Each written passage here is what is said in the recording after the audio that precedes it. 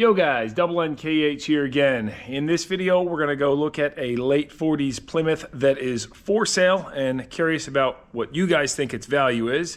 And then we're gonna make a little headway on this 73 big block Thunderbird that we dragged out of the storage unit in the last video. Now I got a few parts for that. Drop timestamps down below because we'll dive back into this, I don't know, later in the video. So the story is, lovely lady Susan reached out to me and said, I've got this car I'm thinking about selling, but she's a little afraid of getting ripped off. And she had some guys come out to look at it and start it up recently, but they said it had misfires and problems and she's not sure that it does. So I said, why don't I pop over and take a look at it. Now, the story is, this is her late husband's car. He passed away about 8 years ago, and he started this restoration back in the early 90s. He picked this 1948 Plymouth Deluxe out of a junkyard and decided he wanted to do kind of a resto modification car, and he's part of the Philadelphia Modifiers Club too. Well, look at the stance and paint job on this. I think John did a fine job restoring this. She said it's about 95% done, and actually the evening that he passed, he had plans to work on it the next morning, and he just never got up the next day. This is actually from the roof was leaking. They just had a piece of plywood replaced and get the new shingles on there, so that should come right off.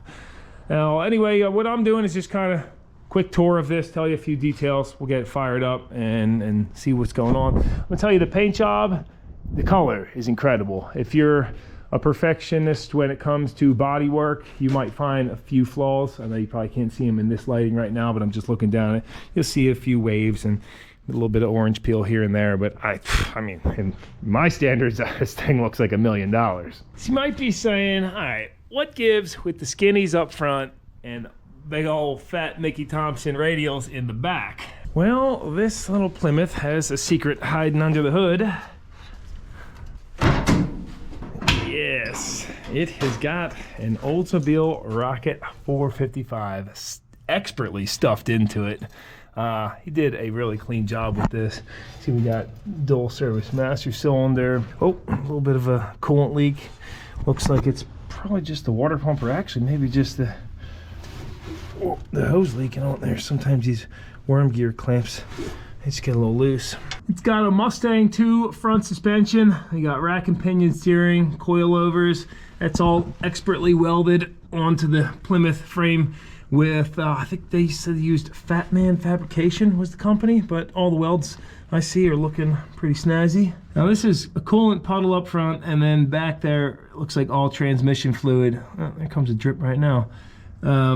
So probably just the pan gasket, I would guess. Here's glancing down the driver's side frame so you can see how clean and tight this is.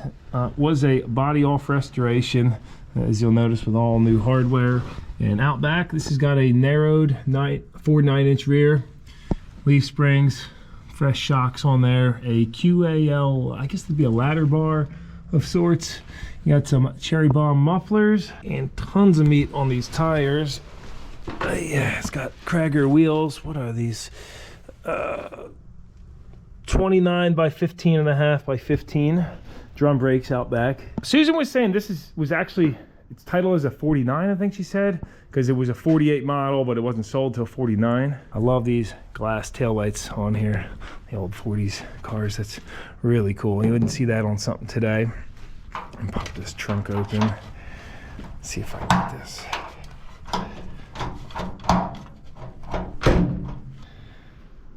Oh, inside, this is where the battery box is, our battery switch, and a fuel cell. So he has ditched the original tank underneath. If you want trunk space, probably not the car for you. For an interior, this does have bucket seats that are out of, I'm not sure what, you guys might know better than me. Bucket seats in the rear too, how about that? He does have a spare for it. The headliner, pretty good shape. A little bit, yeah, I'd say that's completely fine. It's like a little crinkly in the back, as you can see, but totally usable. This does have power windows. I forget if I mentioned that already. No key. Oh, there you go. Little RV style light. There's your power windows. Let me see if the battery has any juice in this. Oh yeah, all the gauges are odometer. You got fuel, RPM, mile per hour, oil pressure, volts, and water temp. Let's see if I get this little crank over. Yeah, good juice in there. I don't hear a fuel pump going on. Oh, that's right, I saw it had a mechanical pump under the hood though. We got the Rochester with vacuum secondaries, a HEI distributor. Up to the full mark on motor oil, looking pretty clean. I know this cooling slow, so I'm gonna go ahead and top that off and then tighten down the hose clamp. We'll see if that fixes the big leak. That took 2 gallons to bring it up to level. And now you see we got a steady drip. Let's just start by tightening down that lower hose, which, yeah, not too tight. I snugged them all down, and this one, when I touched it, started squirting, as you can see. So I'm looking through my junk drawer here, seeing if I got something that we can plug that with. But I'm pretty sure I have some hose under the hood, so we could just throw that on. Here we go.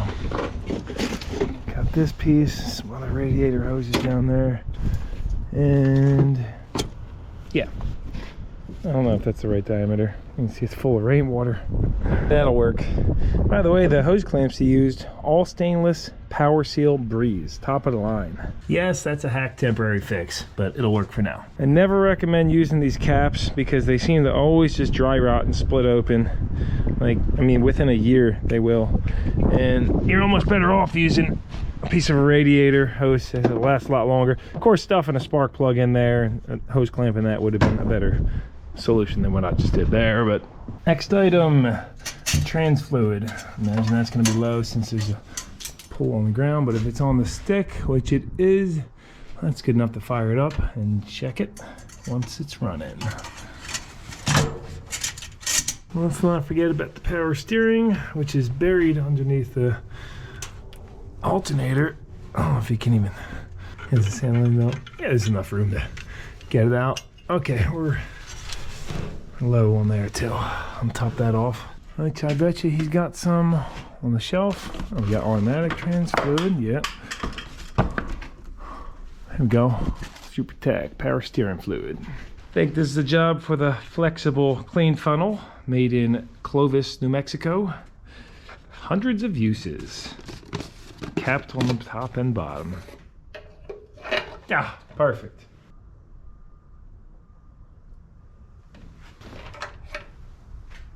You can just cap it off and rinse it later. Well, go time.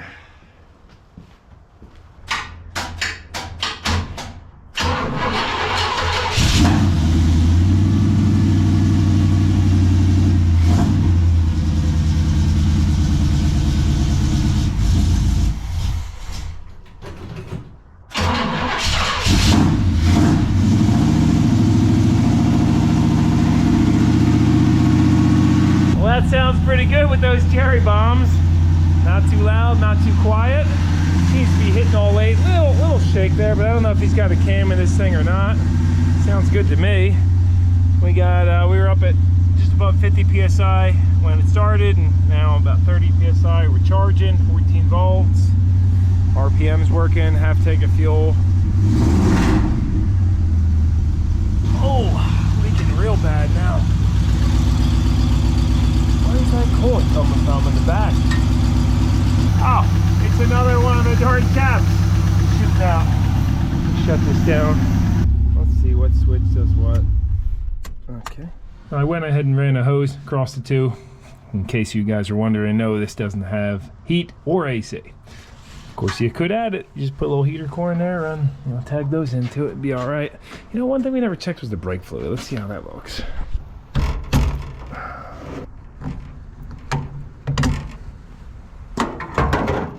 Up to level on the front and up to level on the back.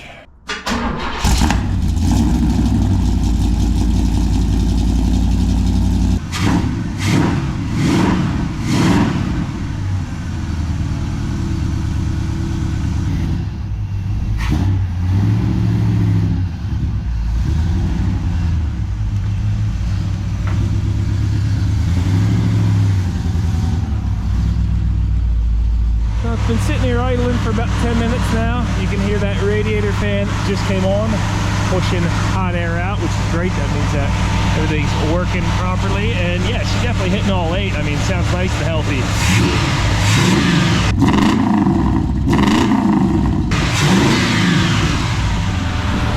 I'm just checking the trans fluid, and after pulling it out, that was not transmission fluid as I thought it was. It was sitting there dark under the pan. That was all coolant just from those couple little guys. By the way, this is Susan. So she actually quilted Autumn a little quilt blanket. So a quilt. We'll show you that later in the video. Are you done, or are you still working on it? It's all done. All right, I can't wait to see that. Well, that took 3 quarts to get up to level on the ATF while running. Then I rinsed this all off with a couple buckets of water. And now I gotta go grab Autumn real quick, watch her for... before I go, she said that she left a quilt for Autumn over here. Well, look at that. She made this. That is so cool. Just noticed she's got a little mini dachshund on the front porch too. Look at this guy, cast iron. That's cool looking. And I guess this is some garden art. Old school floor jack. You don't see them like that no more. Well, I've been pumping the tires up. This is ready to drive, and I can't wait to cruise it later. Actually warming up a little bit today too. Now back over here with enough sunlight for a sunny cruise. So let's see if this fires right back up. Go for a ride. I aired up the tires. She actually went ahead and wiped down this side, so that, you know, the stuff that was spilled on there came right off, no problem. And this thing, of course, a little dusty, needs car wash. Kind of a shame to drive it around dusty. Did want to show you guys the way the seats are mounted. You know, it's got some plywood and blocking underneath of it, and the carpets are not expertly cut out. Here's a look at some of the sheet metal welding. It's looking structurally, the welds look really good, but some of the sheet metal stuff, you know, it's not a professional job. It's a home job. That's what this was. It was a guy's project that he did. These door handles, home built. I mean, the brakes seem to work pretty good, so let's go ahead and give her a go. I'm gonna bring a jump pack too, by the way, because the battery was a little weak. I think that's one of the reasons the starter's not going on every time. There it goes. Solenoid's going out on it, no big deal. And do we have seat belts? Negative. My man John, he's just like me. Seat belts and safety last, right? So here we go.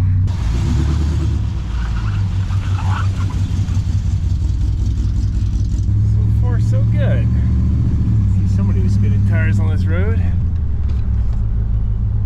Brakes feel good. That's important because we are in the neighborhood. First stop's gonna be get some gas.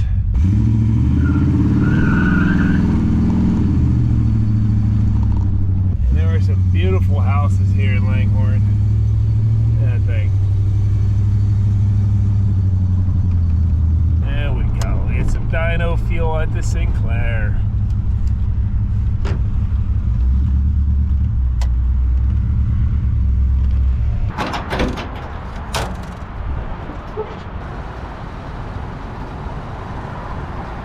Alright, I think I'm gonna just pop these on out of here. Actually just ran into a guy, Brad, who watches the channel. It's nice having a conversation with him. It's cool running into people sometimes, you know. Oh, let's see if this fires back up. Oh yeah, get some of that fresh fuel going in her. This shifter's got, you know, you're gonna pull up to unlock it, B&M.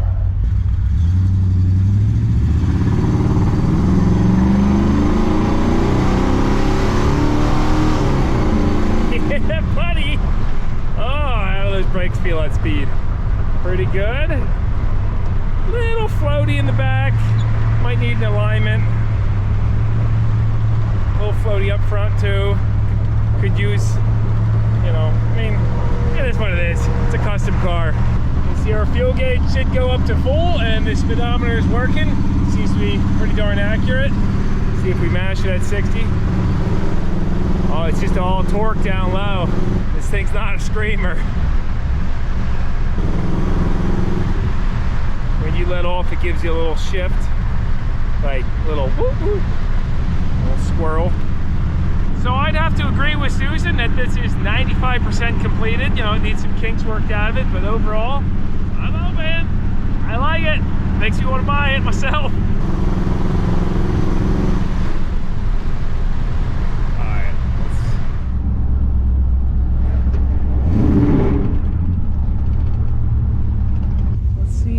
Power window on the passenger side works. Yep, look at that. I'll go all the way down.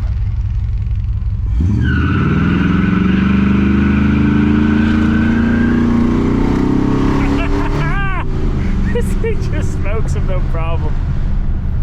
Oh, I love that. That was no power brake either. This park ranger was looking at me. Oh yeah, there we go. Walk over to my favorite sign where you watch the trains go by. No loitering, no eating. Might have pushed my luck. This does not want to start up now. I'm not even getting a clicker off and dim lights. I wonder if it's because that fan's on. See, because that's dropping our voltage down to 10.5. I have to wait for the fan to go off. There it goes. Yep. That's it. Or we could have used the jump pack to get the voltage up.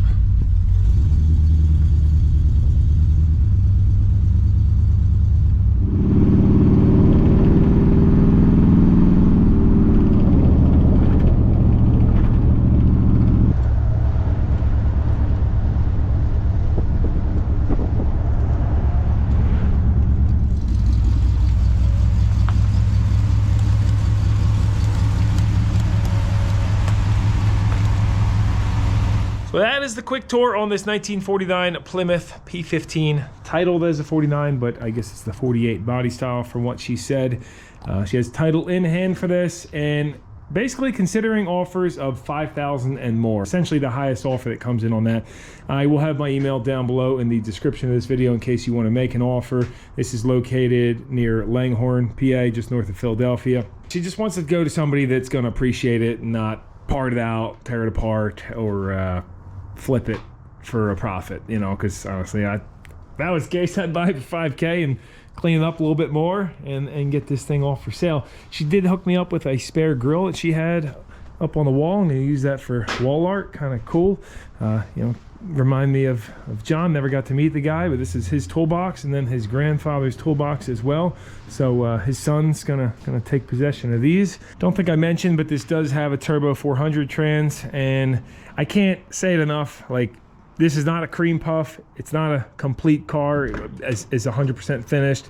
There's some things that need addressing on it, and don't expect to come up to it and just see like the finest bodywork you've ever seen in your life. It's not what it is, but I think structurally this car seems solid. I wouldn't hesitate to hop in it and drive cross country. Maybe just address that starter issue and work out some kinks along the way. I think it's very capable. Nice job building the car, John, and I hope you rest in peace. I enjoyed driving it, so hopefully the next person will enjoy it just as much as you did. This will be marked sold in the description once it's gone, so check that down below if you're curious. If you guys have an opinion on the value of that Plymouth, please drop your feedback down below. Always appreciated. I know it's really depends on what part of the country you're in. Prices are all over the place, or other countries. That car could be worth $20,000. Here, I think it's worth way more than $5,000, but that number just came from a guy she met. He said, oh yeah, I'd love to come look at the car. And after inspecting, he said it wasn't worth any more than $5K, but then he started it up and he says, oh, it's got a bunch of misfires and not running right, and he wanted to bring it to a mechanic to get all the welds inspected underneath. It started coming down on that $5K price. I mean, I think the value of the parts alone in that car is really up there, and the amount of hours that John has into building that, you guys know. You know how long this stuff takes. You gotta love it, because you're never gonna get paid back. Anyway, any feedback down below, let me know. If you're genuinely interested, then make her an offer. But a good offer, you know, nice lady. So now we're back over here with the junky Thunderbird and the parts I have. So the water pump was locked up. We got a new one of those. The backing plate behind it was, you know, rotted through, paper thin. Could be repaired, but the new one's 15 bucks. Got some brake hoses, fuel pump, wheel cylinders, thermostat, some other odds and ends, ignition switch. So let's get all this corrosion cleaned up to start with.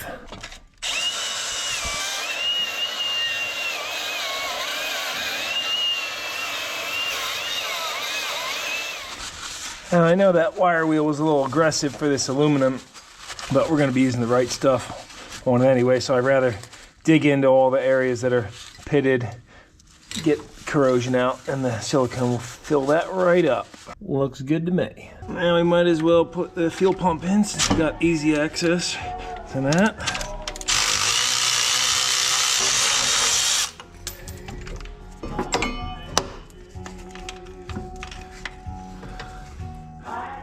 There you go. New one looks the same, which is a Carter, but doesn't say Carter on it, not stamped. Like this says Carter and stamped made in USA on it.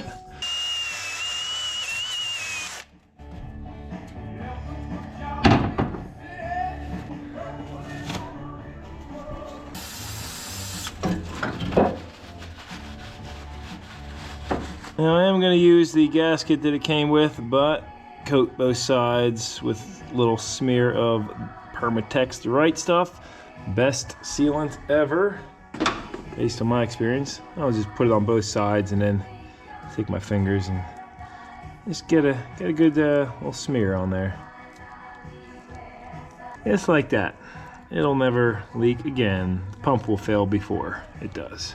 And do a little dab of Bel-Ray Moly assembly lube with the cam eccentric rides.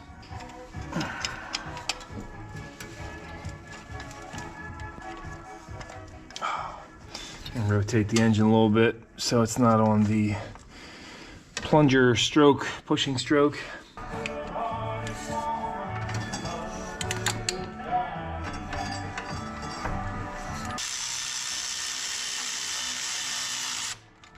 On the old one, you could just get straight at the bolt, nice low profile. This one, it's ballooned out, so you're gonna get in there with a swivel to tighten them properly. Make sure to clean out each of your holes and check for which ones are blind or not. Require sealant.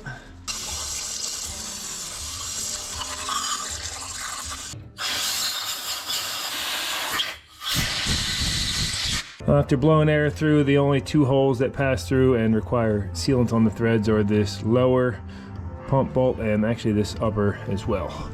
The rest you could throw sealant on there too if you really want to overkill it, because since we loosened this cover, there is a gap now between here. If you really want to overkill it and make sure you have no leaks, take some Right Stuff silicone and wedge it into this area after cleaning it with acetone or brake clean, and then kind of push it in to the microscopic crack that's open right now. That way when you squeeze it right back down, it will not be trickling any oil in the future. Yes, I'm reusing these old hoses for now. It's a good thing we took these off to clean them though, because completely packed with rust. Now, all the rusted cast irons like mated to the hose in there too. Maybe I'll see if they have a set in stock. Something else I need is this nipple.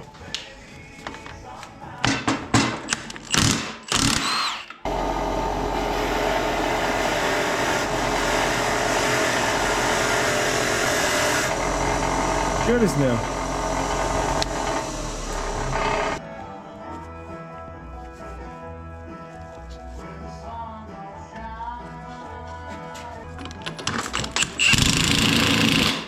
Both the gasket on the block and the pump, I have those smeared both sides with Right Stuff silicone. I'm gonna get this bolted up now. The bolts, cleaned all those in the wire wheel, and I greased the long shafts too, because these are the ones that get seized up inside the cover. I got some Bel-Ray grease on those. I'm sorry, upper and lower radiator hoses for a 73 Ford Thunderbird. What's the year? 73? I'm sorry. 1973? 1973 what? Thunderbird. I was just seeing if AutoZone had the radiator hoses in stock. That's a negative.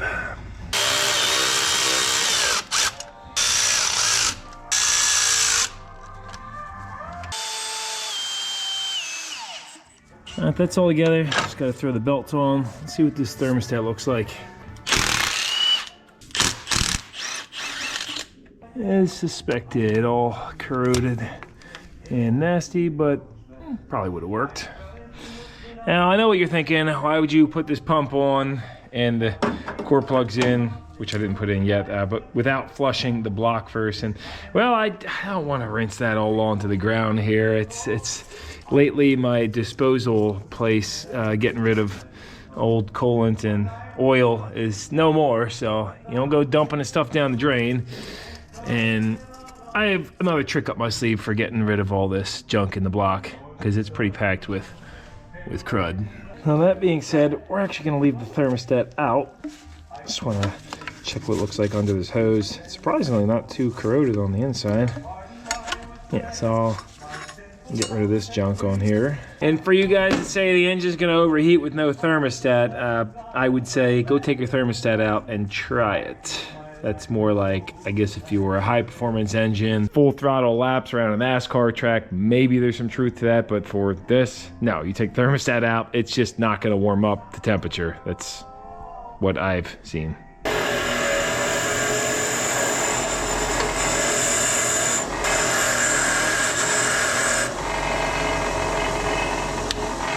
Guys, real quick, I want to thank a longtime sponsor of the channel, Blaster. You'll see me use their products all the time. They hook it up with all the chemicals I need. They're proudly made out there in Cleveland, Ohio, and they've been just a great partner. So if you guys are ever at the store, consider trying PB Blaster, pro-grade multi-purpose lube, or maybe you just need some non-chlorinated brake clean that does not leave any residue. Yes, you'll see me cleaning my greasy nuts, bolts, and parts with this all the darn time. So next time you're over at your auto parts store, Walmart, AutoZone, Advance, check out if they stock it and give it a go. Thank you, Blaster, for sponsoring the channel, and let's get back to the video now. Next is this radiator, which you can see is pretty dusty. Look at that. This was leaking before. Let's get some pressure and see where from. Boy, that's got some weight to it. High quality, and it's not full of sludge either.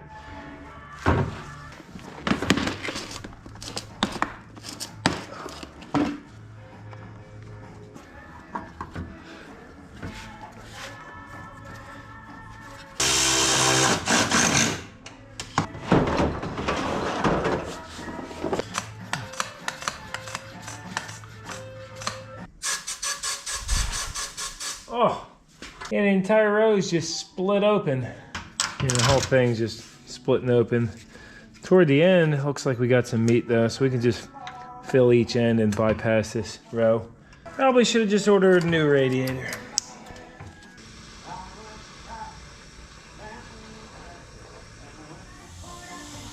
We got a few more leaks over here. Might end up having to use some epoxy on this one.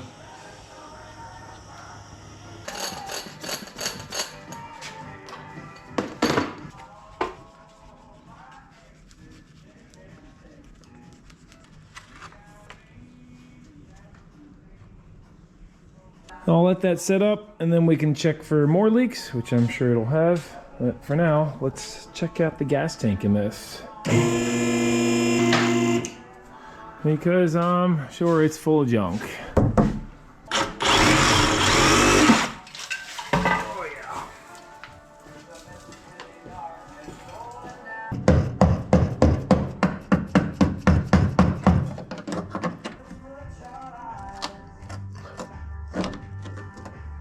Excellent. It's just glad to see it's not full. Even the pickup's not completely clogged. But boy, does that smell.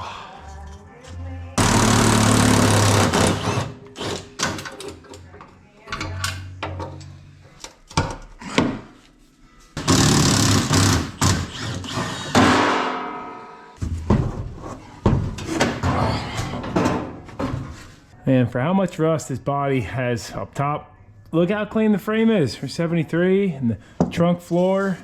This is something you'd expect to see out in the desert. And check the differential fluid while we're at it.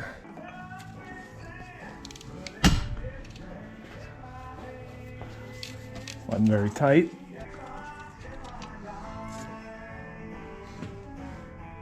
Oof.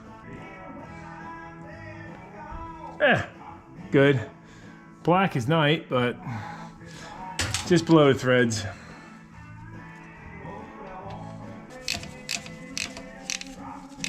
Good enough for another 50,000 miles, right? Oh man, you guys probably can't see it, but inside this tank, see that like diaper flopping around? The old coating came off completely. Oh yeah, the whole thing just peeled away from the tank in bits. I mean, it's holding to itself all right, but that would definitely, it's just continually clogged the pickup. We give it the hook and twist. Oh man, yeah, I think we got quite a bit coming. Oh boy. Look at all of it. Oh, man. Oh, it stinks.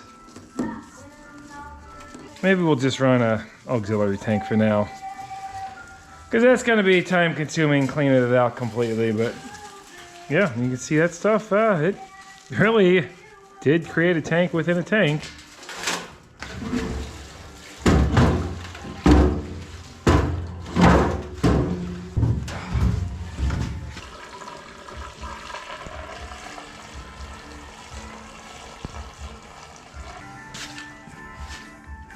Oof. Let's see how volatile the bottom of the barrel is. Yep, that'll burn off clean. One way to get rid of it. Of course, that only burns clean with proper airflow. Oh yeah, there we go. I'll probably run that old fuel in the lawnmower or something. As you can see, there's plenty of it's amazing how much, just a tiny bit of gasoline, how much energy is in it. It's just wild. See if the line going up front is clear. Yep. Free flowing. We'll flush that out a little bit too. All right. After entirely way too long, I've got this radiator patched up. I had to bypass or close off about like 10 or 12 of the cooling tubes. So this thing's basically trash.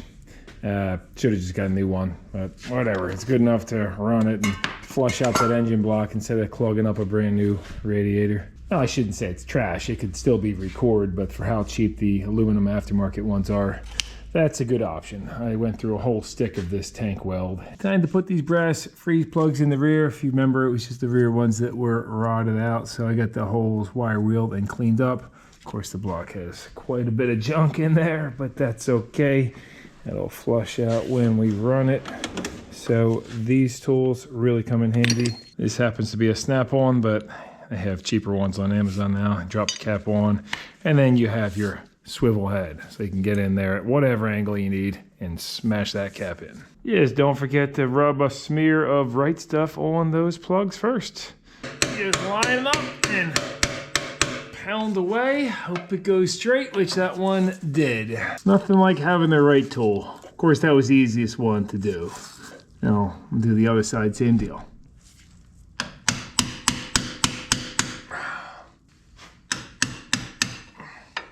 There it is. Of course, they have those rubber core plugs that work good too in a jam, but I don't like those for a proper fix. These guys, you guys have seen them. I mean, they work great. They just, yeah, they don't last forever. And bolt this starter back up.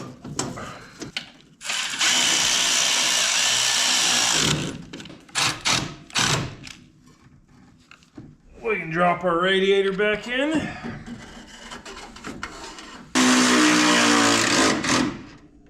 Now, since this engine is so filled up with crud, it will clog this radiator right away. Lickety-split if you go around with it. You won't make it 50 miles down the road. So, the sock trick. You take old sock and then stuff it in your upper hose, or inside the radiator, works too. But I'm going to try the hose this time. Since we had that stat out, we got a new pump. This will be flowing good. And I know it's gonna leak a little bit, but that's okay. We'll just bend it over the top and shove her back on. And that'll capture all the crud that's gonna come out of this block. And we're gonna fill this system up with water. Make sure to use distilled water, right? I'm just kidding, this is just out of the spigot. It doesn't matter if you have an engine that's already full of crud. There's plenty of minerals in there, you know. Only use distilled water if you actually have a clean cooling system to begin with, or after cleaning.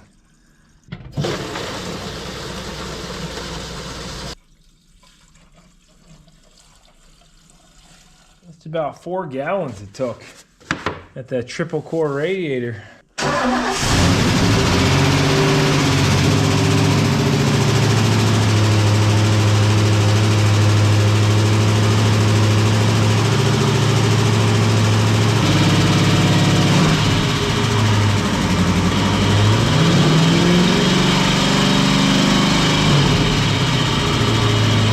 Definitely getting some valve train noise there for a little bit, but it's starting to quiet down. This will be the longest this has run. First time we started it, it was pretty quick because we didn't have a water pump or anything, but running pretty good. Man, look at the flow with it without the thermostat in. And it's building up the pressure because there's a sock in there, so probably not good to have your face right next to it, but we're not that hot yet. I'm gonna run that for a little bit and we'll see how the sock looks. Man, look at the flow we got inside there. That's a good flowing pump there. Wow. A lot of pressure. Probably doesn't help that we bypassed a bunch of the tubes, and I'm sure some are clogged too with corrosion.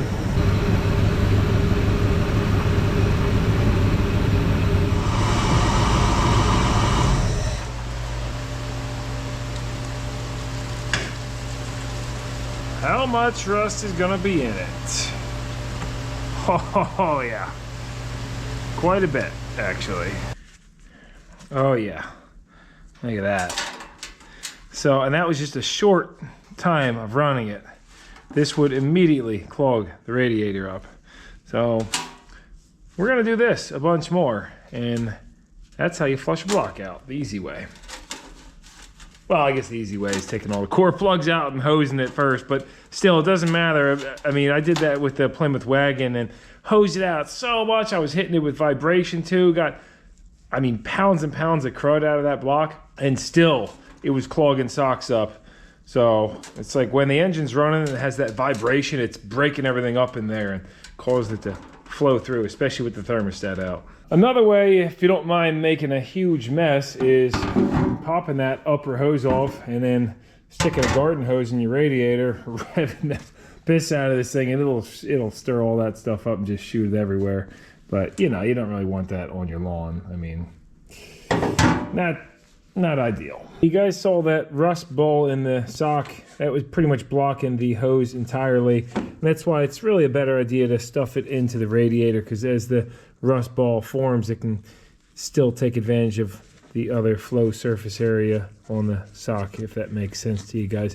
And they do sell inline filters, or you can make your own, that would work a lot better than this sock. The next step is going to be tackling the brakes, but I decided to switch gears and go tackle a more important project, getting the secondary garage painted. So I'm experimenting with a few colors and then gonna just get it done.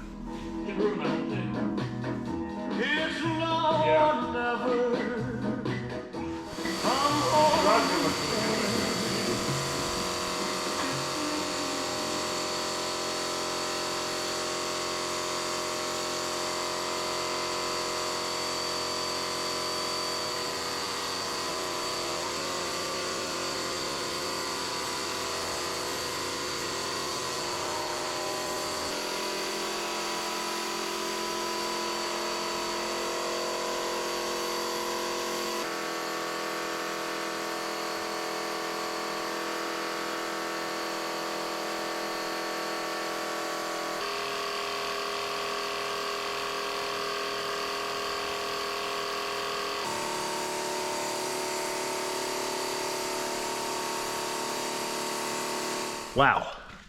Just primer, looking like $1 million. Can't wait to get that yellow on the wall. Huge shout out to Jake for helping me with back rolling it. I mean, it definitely was a two-person job. He's got a YouTube channel too, Keentho. Plug a link to it down below in the description. I gotta tell you, if you haven't used an airless paint sprayer like this, it's basically a pressure washer shooting paint.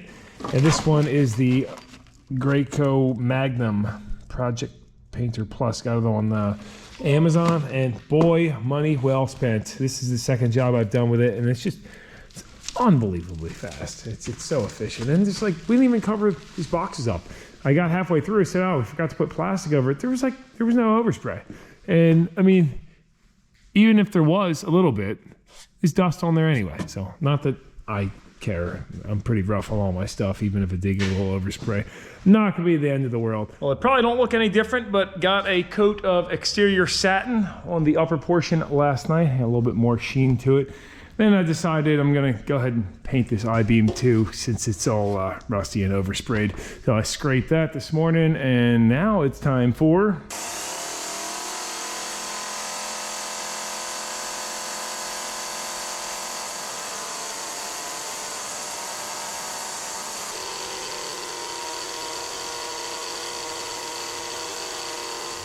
well, another 15-hour day. It's 3 in the morning, but I am done with the paint.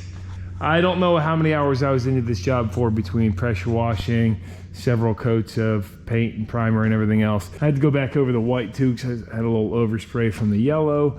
Jake went ahead and painted this I-beam with some flat black Rust-Oleum. Came out killer. I just went ahead back and did the cut-ins along the edge. Got the guys coming tomorrow to put the ceiling in, and it will be done. See you tomorrow. And get ready to squint your eyes. Here is with the new ceiling. Boom. With this camera, it doesn't usually bring across the full brightness. GoPro makes everything look dim, but wow, it is a completely different garage with the new ceiling. I couldn't be happier with it. I hired Lancaster Pole Buildings to put this up, and they did a phenomenal job. All the screw lines look pretty darn straight. One seam in the middle, perfect. I did have them put little electrical outlet boxes around the existing outlets. I'll probably paint those to match though, because they don't match the white perfectly. I painted the attic door black, put some insulation on that, 2 layers of 2-inch, that pink poly. I think it's like R20 that should be. But yeah, and I know what you're thinking about the color. That's a too bright of a yellow. That's too yellow. It's ugly. Blah, blah, blah. Well, rest assured, I love this yellow. And in fact, I did it to honor Nick, the old owner of this garage, who is no longer with us. That's the color he chose. So I said, you know what? I'm gonna stick with it. And truthfully, these walls are gonna get completely covered in shelves and junk and all. You guys know how I do it. So you're not even gonna see this paint job at the end of the day.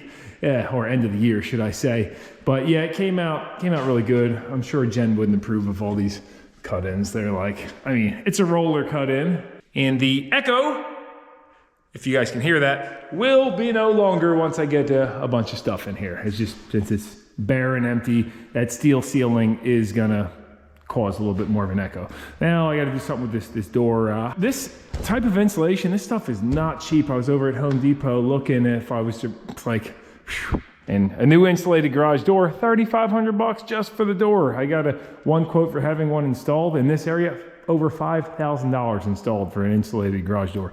Wild. So I think I'm gonna stick with this one. I threw some new tape up on the joints, replaced a bunch of screws, and might go over it with some kind of other insulated blanket and then paint it. I don't know. Something like that. Lots to get done in here still before it's really an operational garage. Organization being something I can finally do now that the paint is on the darn walls. I got to get these wires organized. I'll probably run them through the attic for the garage door opener. I'd seen some comments asking about the status of this garage, so that's it. Slow but sure progress, and if it wasn't for you guys tuning into the videos, I wouldn't be able to take the time off from doing videos to be able to paint. And geez, I was probably into this for 30, 40 hours between caulking all the mortar joints. The mortar joints in this were really just kind of sloppy, and I was like, man, once I hit it with the first coat, I was like, I gotta go back and just caulk each little one. And there was probably hundreds. You know, this was a home job, whoever built this garage.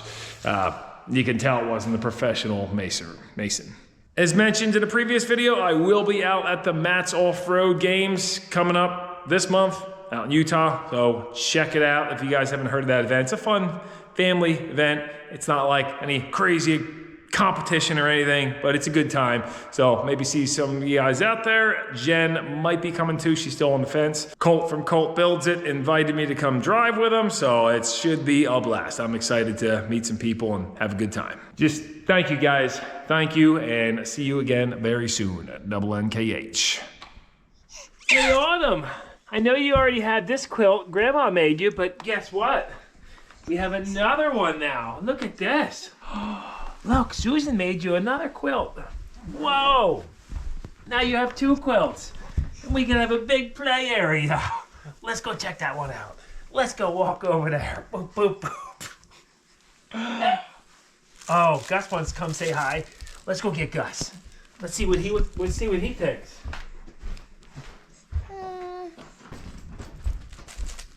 Hey, that's her toy. What do you think of the quilt, boy? Get over here, mister. All right, well, she seems to like it. Gus, that's her toy. There you go. There it is. Okay, Gus, you can take the toy now. Bye. Make sure to say thank you, Susan, for the quilt.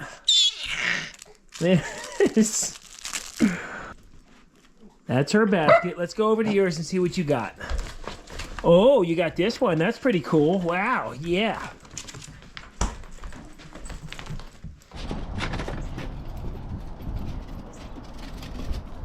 Go get him, boy. Go get him.